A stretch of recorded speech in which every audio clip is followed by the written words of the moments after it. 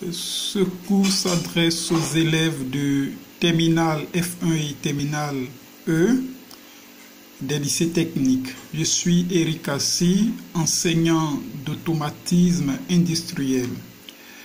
Nous avons ici un graphe 7, point de vue partie commande. Et sur ce graphe 7, nous pouvons voir des actions internes, donc C1 ici, et L1. Nous avons également des actions externes, 1D+, 2KM, 1D-. On a également des boutons poussoirs, donc 4SM et init, ainsi que des capteurs. Donc ici, des capteurs à commande mécanique, un détecteur photoélectrique. Alors, ces différents éléments doivent être connectés aux entrées et sorties d'un automate. Alors, ici, vous avez donc une image de l'automate sur lequel nous allons travailler, un automate Tuido de Schneider. Donc ici, une représentation, voilà, de l'automate qu'on a vu tout à l'heure.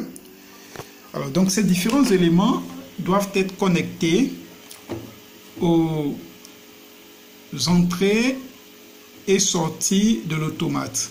Donc ici, on a les entrées où il faut connecter les capteurs. Il faut les brancher ici. Et ici, nous avons les sorties où il faut brancher les préactionneurs, c'est-à-dire les distributeurs, les contacteurs, des voyants éventuellement. Alors, une fois connecté, l'automate doit, au niveau des sorties par exemple, envoyer à un moment donné le signal de commande exactement sur la voie qui correspond. Si c'est une entrée, alors l'automate doit faire la lecture au niveau de l'entrée qui correspond au capteur spécifié. Donc sur le graphe 7 par exemple ici, voilà, on peut voir que à l'activation de l'étape 5, l'automate doit envoyer un signal de commande vers la bobine du distributeur, donc un D- ici. Alors, si un D- est branché sur la sortie, prenons une sortie quelconque, par exemple la sortie 3 ou 4, donc prenons 3.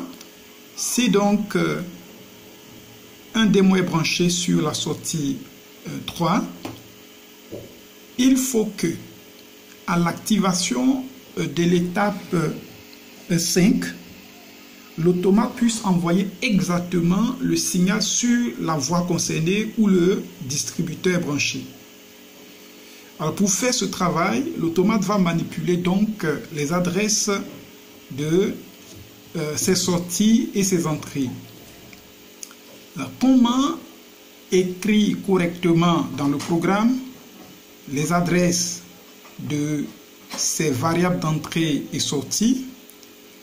On a également sur le graphe 7 des étapes. Donc, comment manipuler les adresses de ces étapes?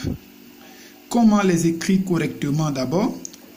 Alors, dans ce cours, nous allons nous efforcer de vous aider à écrire correctement les adresses des variables d'entrée et sortie, ainsi que les variables internes pour un automate Tuido de Schneider.